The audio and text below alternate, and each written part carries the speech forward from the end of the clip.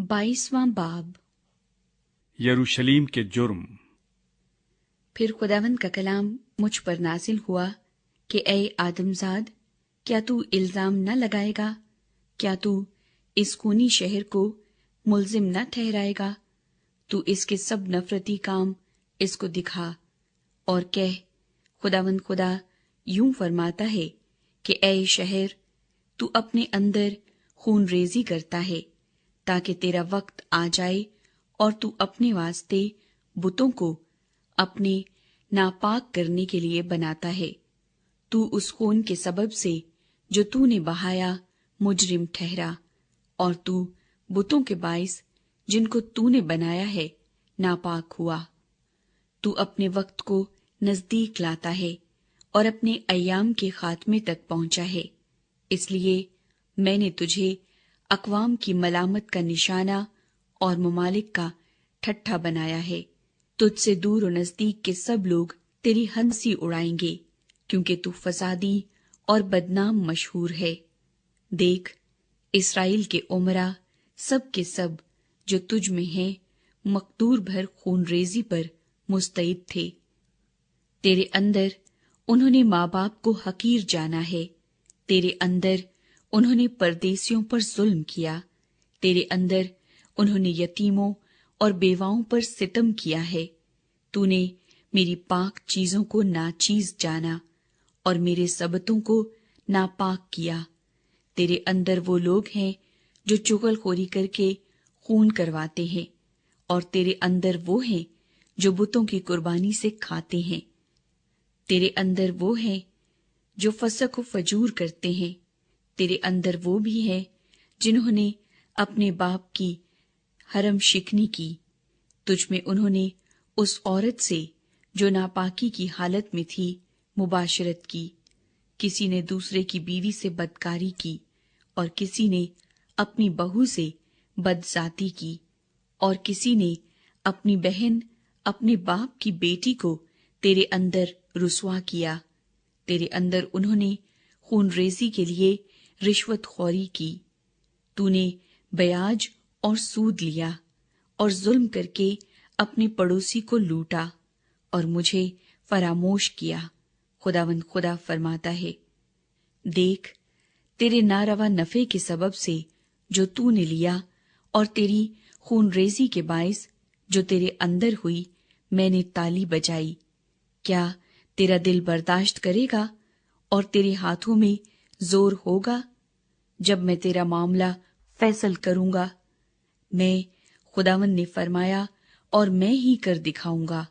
हाँ, मैं तुझको कौमों में परागंदा और मुल्कों में तितर बितर करूंगा, और तेरी गंदगी तुझ में से नाबूद कर दूंगा, और तू कौमों के सामने अपने आप में नापाक ठहरेगा और मालूम करेगा कि मैं खुदावंद हूँ। खुदावंद की साफ करने वाली भट्टी। और खुदावंद का कलाम मुझ पर नाजिल हुआ कि आए आदमजाद, बनी इसराइल मेरे लिए मैल हो गए हैं। वो सब के सब पीतल और रांगा और लोहा और सीसा हैं जो भट्टी में हैं, वो चांदी की मैल हैं। इसलिए खुदावंद खुदा यूं फरमाता है कि चूंकि तुम सब मैल हो गए हो, इसलिए देखो, मैं तुमको यरूशलेम में जमा करूंगा।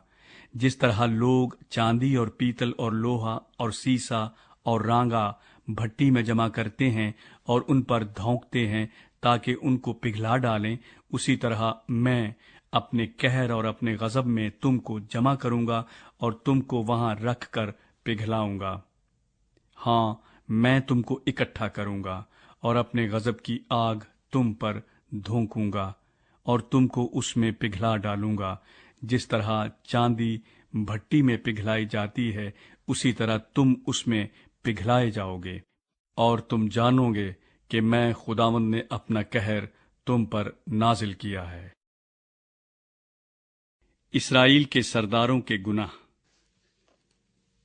और खुदावंद का कलाम मुझ पर नाजिल हुआ कि ए आदमजाद, उससे कह, तू वो सरजमीन है जो पाक नहीं की गई और जिस पर गजब के दिन में बारिश नहीं हुई, जिसमें उसके नबियों ने سازش کی ہے۔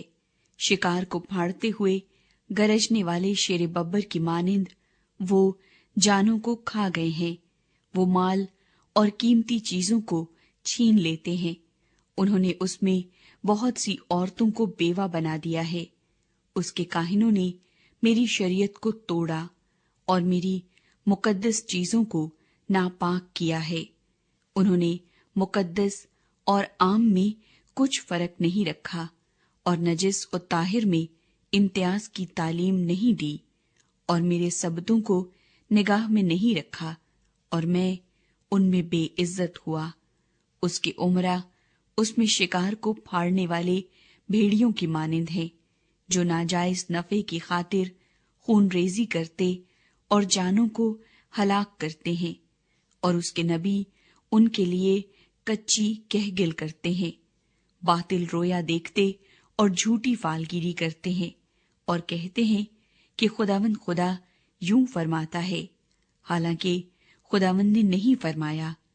اس ملک کے لوگوں نے ستمگری اور لوٹ مار کی ہے، اور غریب اور محتاج کو ستایا ہے، اور پردیسیوں پر ناحق سختی کی ہے۔ میں نے ان کے درمیان تلاش کی کہ کوئی ایسا آدمی ملے جو فصیل بنائے اور اس سرزمین کے لیے اس کے رکھنے میں میرے سامنے کھڑا ہو، تاکہ میں اسے ویران نہ کروں، پر کوئی نہ ملا۔ بس میں نے اپنا قہر ان پر نازل کیا اور اپنے غضب کی آگ سے ان کو فنا کر دیا، اور میں ان کی روش کو ان کے سروں پر لایا۔ خداوند خدا فرماتا ہے۔